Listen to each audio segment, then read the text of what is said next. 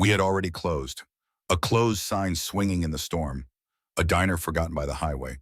But that night when 12 truckers were stranded in the snow, Grace Whitaker opened her doors. No questions, no promises. She served the last pot of coffee, the last scraps of bread, as if kindness itself could keep the cold at bay. 2 days later, the rumble of engines returned, not for food, but for her. Because sometimes a quiet act of courage echoes louder than any storm. And it all starts with one simple choice: leave the light on. Welcome to Grateful Stories, where tales of compassion and kindness are told. Let's uncover what really happened. The storm had swallowed the highway long before I rolled into town. Snow came in sideways sheets, pounding against my windshield like it had a score to settle. Route 66 was nothing but a ghost under that much ice. Every mile marker blurred out of sight, every gas station dark, every truck stop empty, except one, Whitaker's Diner. You couldn't miss it, even if you wanted to. A squat, stubborn little building. Its neon sign flickered against the storm like a tired lighthouse. The kind of place you drive past 1,000 times without noticing until you really needed it. That night, we needed it. I wasn't alone.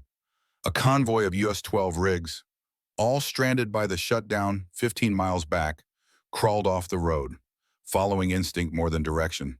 The highway was gone. The world beyond our headlights didn't exist. But that glow in the snow, that was hope. When I pushed open the diner door, the bell above me jingled, sharp and defiant against the howling wind.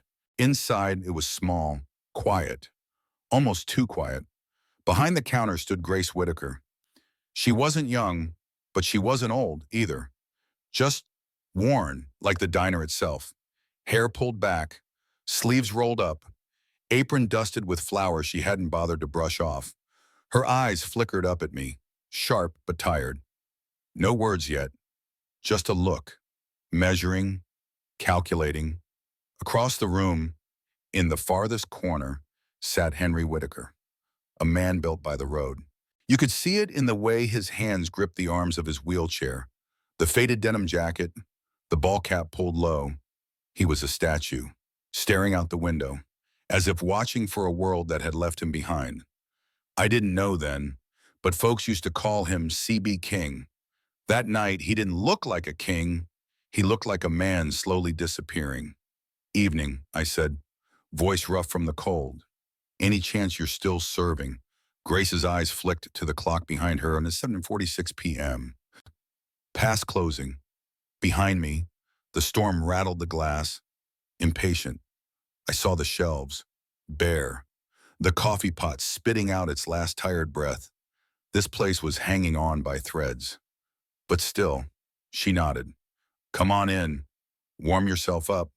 The words were plain, but I felt them, like she was handing me something more than a seat. I wasn't even halfway to the counter when the door jingled again. Another driver stumbled in, then another. Faces I'd seen in side mirrors, heard on CB chatter, but didn't really know. 12 of us, all told, soaking wet, frozen stiff, looking for somewhere to wait out the dark. Grace didn't flinch. She didn't sigh. She just motioned toward the tables. "Take a seat, gentlemen. No fuss, no questions." But I saw the flicker of worry in her eyes when she glanced back at the kitchen. That's when Noah Garrett appeared. Young kid, maybe 20. Leaned against the doorframe, towel slung over his shoulder. He gave Grace a look I knew too well. A quiet ask, "What now?" Grace's jaw tightened. I'll never forget what she said next. "Use what we've got. No one sleeps cold tonight." Simple words, but they hit like a hammer. The diner sprang to life. Plates clattered. Coffee brewed again, thin, bitter, but hot. The air filled with the sound of boots stomping out the cold. Rough laughter cutting through the storm's roar. Stories traded like old dollar bills. It didn't matter that the pantry was near empty. Didn't matter that tomorrow's supplies were vanishing tonight. For a few hours, none of that mattered. Even Henry stirred. His wheelchair creaked as he rolled forward, drawn out of the shadows by the current of voices. A few of the old-timers recognized him, not by name, not yet, but by the way he carried himself, like the road was still there under his wheels. From where I sat, I watched it unfold. Grace moved between tables with steady hands. Noah scrambled to stretch every last scrap of food into something that filled a plate. And us. We were alive again. Not in a grand way, just alive. It was Grace's choice that made it so. I've thought a lot about choices since that night.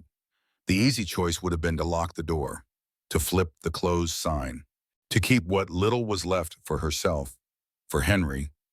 Lord knows they needed it. But she didn't. And as the snow piled higher against the windows, as the neon sign outside flickered like a heartbeat, I realized something. This wasn't just about a meal. It was about dignity. It was about the kind of quiet courage that doesn't shout to be seen. Henry hadn't said a word to anyone yet, but I caught him watching Grace, the way his fingers traced the grain of the counter, the way his mouth pulled, just a little at the corners, like a man remembering who he used to be. And somewhere deep in her chest, you could tell Grace was wondering the same thing was. Could anything good survive a winter like this? She didn't have the answer then. But 2 days later, when the ground itself would tremble with the response, we'd all know. That night in a diner no one noticed anymore. A battle was fought, not with noise, not with fanfare, but with open doors. With a pot of cold coffee, warmed again. With a woman who said, simply, "No one sleeps cold tonight," and she meant it. The hours passed slow, like molasses in winter. Outside, the storm raged on, but inside Whitaker's diner, something was shifting, something subtle. You wouldn't notice it if you weren't paying attention, but I was. The place was alive again, not with crowds, not with money, but with something older, something warmer. We, the stranded, had settled into a rhythm. Boots kicked off under booths, jackets draped over chairs, coffee cups refilled more times than anyone counted. The bell above the door stopped ringing. We weren't coming or going. We were staying. It wasn't much. Grilled cheese from the last of the bread, soup scraped from the bottom of the pot, but it was enough. Tommy Harlan, always the loud one, was halfway through a story about a runaway cow on Route 40 when it happened. A voice cut through his laughter. "You," it said, low, gravelly. Pointing from across the room, we all turned. It was Frankie Delgado. Big man, snow still crusted in his beard, making him look like he'd been carved out of the storm itself. But he wasn't looking at Tommy. He was staring at Henry Whitaker. "Ain't you CB King?" The room stilled. Henry, caught mid-sip of his coffee, froze. His fingers curled tighter around the chipped mug. Grace paused too, the rag in her hands hanging limp. For a heartbeat, no one spoke. Then Frankie laughed, a deep, rolling sound that seemed to shake the icicles right off the windows. I knew it. "Thought I recognized you. You got me through Ron Pass. Back in that nightmare of '98. Radio was dead. Roads were worse. But there you were, crackling through the static. Told me to hang tight. Mile marker 142. I'm coming for you," you said. His grin widened. And you did. A murmur rippled through the diner. Another voice chimed in. "Black ice outside Kansas. Remember CB King talked me through 6 hours of hell." Then another. "You patched me in when my rig's antenna snapped clean off. Got me home that night." Story after story spilled out. Not shouted, not boasted, just shared. Like trading well-worn bills, each tale passed with the quiet reverence of folks who knew what it meant to be out there alone and to have someone answer back. All the while, Henry sat still, but something in his posture changed. Slowly, his back straightened, his chin lifted, his hands relaxed their grip. A small, hesitant smile tugged at the corner of his mouth. Not wide, not forced. The kind of smile that creeps up when a man remembers who he was. "You boys sure have better memories than I do," Henry said, his voice rough, but warm. Laughter bloomed. Not loud, not raucous, but real. For the first time that night, Grace didn't look tired. She looked proud. I leaned back in my seat, taking it all in. In the corner of a near-empty diner, Beneath the hum of tired heaters, a piece of history was unfolding. Not the kind that makes headlines, but the kind that stays with you long after the coffee's gone cold. Henry Whitaker wasn't C.B. King because of some medal or a patch on his jacket. He was C.B. King because when the road swallowed you whole, his voice reminded you to keep going. And now here he was, among us, not as a legend, but as one of our own. The storm howled louder outside, rattling the windows as if angry it had been forgotten. As if on cue, a sudden shudder shook the diner. The heater groaned once, then silence. The cold rushed in immediately. It was like a living thing, creeping along the floor, seeping into bones already worn thin. Tommy was up in an instant, stomping toward the back. "I'll check the furnace." "No," said Frankie, rising too. I've patched up worse." Grace didn't argue. She just grabbed the coffee pot and poured. Even as her breath began to fog in the air, we all bundled tighter. The laughter didn't stop, though, if anything, it got louder, warmer, like we were daring the storm to try harder. But the truth was, things were bad. I saw it in Grace's hands, how they lingered over the register, the empty shelves, the last loaf of bread sitting by the kitchen window, the kind of quiet panic you don't voice out loud. The food was nearly gone. The warmth was already fading, but no one left, because this wasn't just a place to eat anymore. It was shelter from the cold, from the silence of the road, from being forgotten. Noah Garrett emerged from the kitchen, sleeves rolled up, cheeks flushed from the heat of effort. "We're out of eggs, Mrs. Whitaker. Bread's down to scraps." Grace didn't flinch. "Start slicing hamburger buns. Toast 'em. They'll do." Noah nodded, no hesitation. That's when I understood. This wasn't a business transaction. This was a debt being repaid. Not in dollars, in dignity. The kind you earn when no one's watching. Frankie returned, wiping grease-streaked hands on his jeans. "Patched it up best I could. Won't last forever, but she'll hold for now." A quiet cheer rose around the diner. Not a victory, but a reprieve. Henry, still seated, gave Frankie a nod, a man's thanks. No words needed. Grace caught my eye then. For a split second, her mask slipped. The weight of it all, the storm, the bills, the future clawing at her doorstep showed in the slump of her shoulders. But only for a moment. Then she straightened. "Anyone want seconds on that thin coffee?" she asked, lifting the pot like a banner. We laughed, because that's what you do. When the storm is louder than you can bear, you drown it out with each other. I watched Henry roll himself back into the fold of the conversation. His stories were simple sunsets on the desert highway, CB handles from men long retired, the hush of a foggy morning run, but the way he told them, you felt it. You felt the miles under his words. And for a few precious hours, the cold outside didn't exist. Grace kept moving, filling cups, wiping counters. Noah hustled between tables with plates of whatever they could cobble together. And us. We weren't customers, we were crew. In that tiny, flickering diner, stranded by ice and fate, we remembered what it meant to belong. That night, the Whitakers didn't save 12 stranded truckers. We saved each other, with coffee, with stories, with stubborn, bone-deep kindness. And in the corner, beneath the faded neon glow, C.B. King smiled, because sometimes a voice that once saved others just needs someone to answer back. 2 days later, the storm had passed. The roads were clear now. Salt trucks had done their work. Tire tracks carved fresh paths where snowdrifts once ruled. But at Whitaker's diner, the silence remained. It wasn't the peaceful kind. It was the kind that echoed. Grace moved like she always did, steady, methodical, wiping counters that didn't need wiping, refilling a coffee pot that no one was drinking. Her apron was clean now, too clean. Outside, a bitter wind tugged at the edges of a for sale sign leaning awkwardly against the fence. It wasn't new. The paint had started to chip. But seeing it there now, after what we'd shared, hit different. Henry sat by the window, as he often did. His hands rested flat on the table, palms down, as if holding the world in place. But his eyes, they didn't look out anymore. They looked through. The night of the storm felt like a dream now.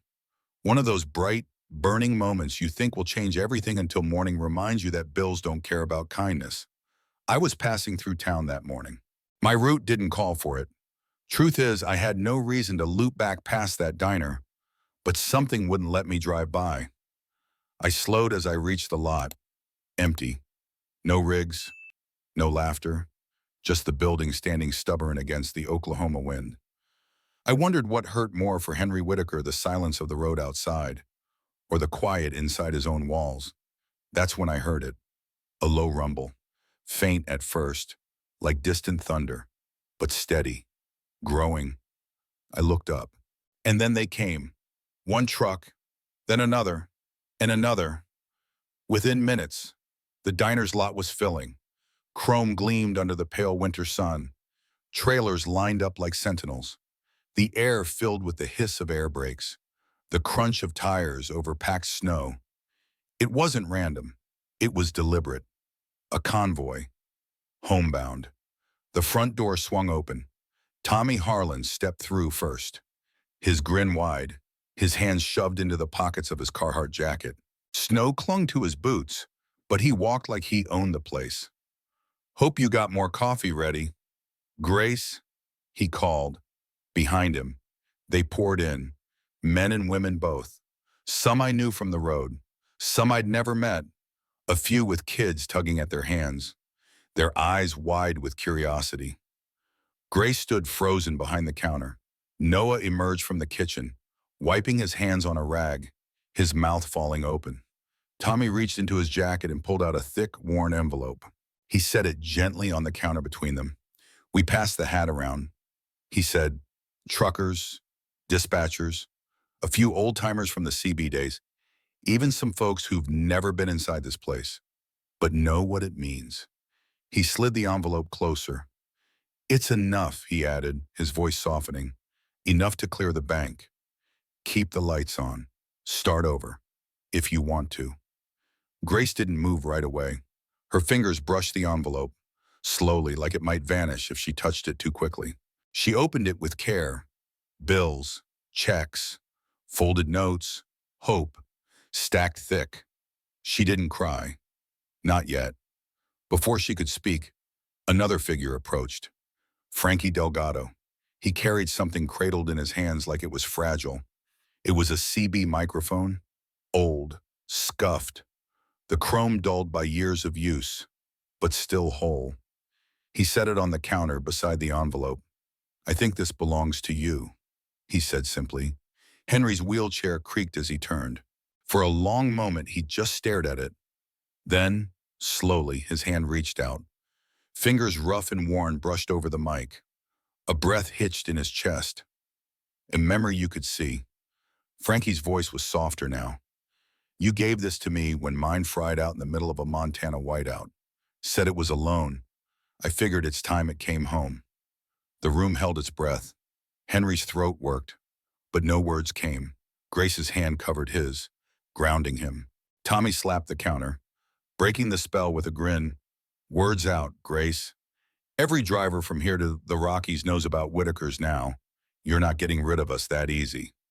Laughter rolled through the diner. Real, full-throated. The kind that makes you stand taller just hearing it. "Ethan." "No." Noah shook his head in disbelief. The kid looked like he'd just witnessed something holy. Outside, the for sale sign stayed where it was, snow drifting up around its base. But inside, the fight had changed. Henry turned the old CB mic over in his hands, slowly, reverently. I watched him.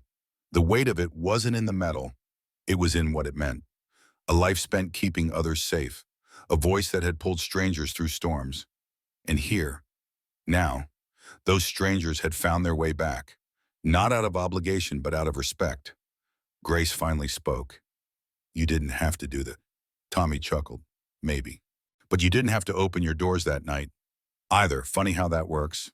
I felt something crack and heal inside me, all at once, because I'd been guilty too, of thinking this life, this community, was fading, that the code we used to live by service, honor, looking out for your own was getting lost in the noise. But here it was, alive, breathing, louder than any storm. Henry looked up then. His eyes found mine across the diner. He didn't say a word. He didn't need to. I was one of the lucky ones. Once upon a time, a greenhorn lost in a Utah canyon, saved by a calm voice crackling through static. Hang tight, driver. I'm coming for you. That voice brought me home.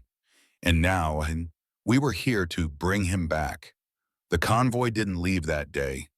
We stayed. We filled the booths, swapped stories, passed the coffee pot like a communion cup.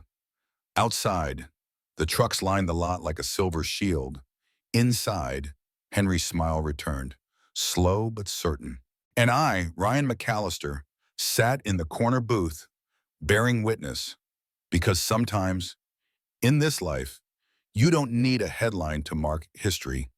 Sometimes, all it takes is a diner's light still glowing, a CB mic finding its way home, and a community remembering that no one gets left behind. 1 year later, the hum of diesel engines had become a welcome sound once again. Mornings at Whitaker's Diner started early now. Long before the sun burned off the Oklahoma mist, rigs lined up like old friends along the lot. Their chrome caught the light, turning the parking area into a river of gleam and grit. Inside, the air smelled of bacon, fresh coffee, and something else belonging. The diner hadn't changed much. Same cracked booths, same neon sign buzzing stubbornly above the window. But it was alive in a way no fresh paint could ever create. That morning, Henry Whitaker didn't sit by the window like he used to. No, he was front and center now, perched behind the counter, his wheelchair steady, his hands busy adjusting the knobs of an old CB radio mounted right next to the register. The same mic Frankie Delgado returned to him that day. Rewired, reborn, breaker, breaker, he'd say, voice rich with the gravel of miles. You're passing Whitaker's. You best stop for pie. And more often than not, they did. Grace moved through the diner like a woman who'd found her second wind. Same apron, same flour-dusted hands, but her smile came easier now, softer. She didn't just serve coffee, she listened. She remembered. She made you feel like the next page in a long, beautiful story. Noah still worked the grill, a little older, a little wiser. He flipped pancakes with a rhythm born of pride, not just paychecks. As for me, well, I still passed through when the route allowed. I wasn't family, not by blood, but in this place, that never mattered. That morning, I sat in my usual booth, corner seat, good view of the counter, watching as Henry guided a young driver nervous, fresh off his first solo haul through the best back roads to dodge an accident up north. It was a small thing, but I knew better. That kid would remember this moment for the rest of his life. Because sometimes a steady voice from behind a counter is all it takes to keep a man on the road. The world outside kept changing. New highways carved through old towns. Bigger truck stops with shinier signs popped up like weeds. But places like Whitaker's, they don't survive on foot traffic. They survive on heart. One cup of coffee at a time, one story passed across a cracked Formica table, one act of quiet kindness, repeated and remembered. I leaned back, watching it all unfold, and thought back to that night, the night of the storm, the night when the road seemed to forget us, but Grace and Henry didn't. 12 truckers, frozen, hungry, beaten by weather and weariness, and a woman who opened her door anyway. She didn't know that small choice would ripple outward, didn't know it would bring us back, didn't know it would save more than her diner. It saved the connection we thought we'd lost. Out on the highway, everything moves fast. You haul, you deliver, you go. But places like this remind you to pause, to remember. And when you do, you realize that kindness isn't about grand gestures. It's in the way Henry passed a microphone back across generations. It's in the way Grace poured coffee for strangers without expecting thanks. It's in the wall an old sab handle C.B. King still carried weight, even when the man behind it thought he'd been forgotten. I took a sip of my coffee, let the warmth settle. Outside, the lot filled with more rigs. Some I recognized, some I didn't. It didn't matter, they were home. Grace passed my table, pausing and with that familiar smile. Good to see you. Ryan, you staying in for pie? I smiled back. Wouldn't miss it. As she walked away, I watched Henry lean into the CB again. Breaker, breaker, jackrabbit, you passing through or you stopping in? A crackle of laughter came through the speakers. Wouldn't dare miss my spot. CB King. Henry's grin said it all. In that moment, I understood something simple. A voice doesn't have to be loud to lead. Sometimes the voices that save you come through static, through small speakers and small diners, through people who open doors when no one else does. Grace never made speeches. She never asked for recognition. She just chose, on the coldest night, to see us, and we, in turn, remembered. That's the thing about this life. Highways will shift. Maps will redraw themselves. But gratitude stays. It anchors you. It brings you back.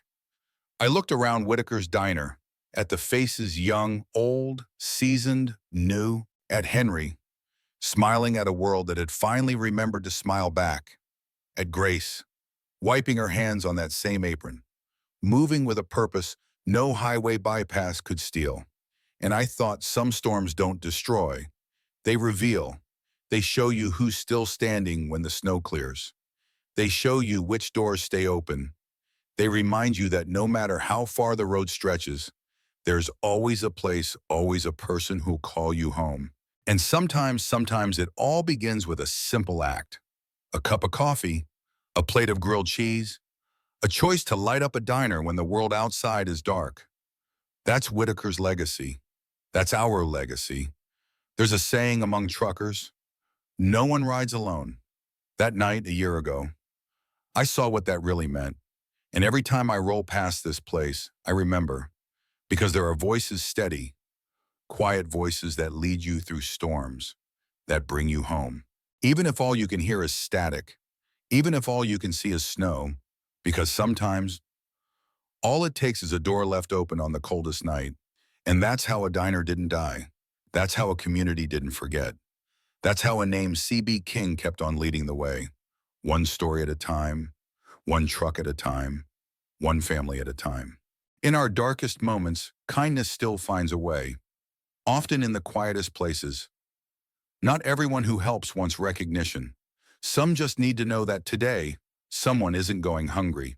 And sometimes, that alone is enough to change a life. You may forget the story, but if no one retells it, history stays silent forever. Subscribe to Grateful Stories, where justice is honored, kindness is remembered, and no act of quiet heroism is ever lost.